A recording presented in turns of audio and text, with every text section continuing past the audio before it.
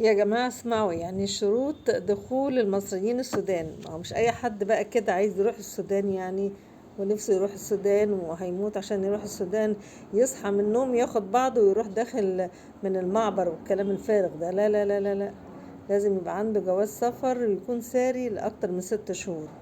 لازم يلتزم باستخراج تأشيرة دخول، ده لو كان فوق سن ال50. والعنصر النسائي بقى والأطفال لحد 12 سنة، الأطفال طبعا لحد 12 سنة، مش العنصر النسائي يعني، ما خدوا بالكم يعني. التوصيات دي امتى؟ من 17 سبتمبر، يعني من 17 الشهر ده. يعني الناس اللي واقفة طوابير وعايزة تروح السودان وبتعيط وعايزة تروح السودان وتقول إلا السودان، في الوقت اللي السودانيين كلهم قاعدين هنا في مصر، يعني يخلي بالهم.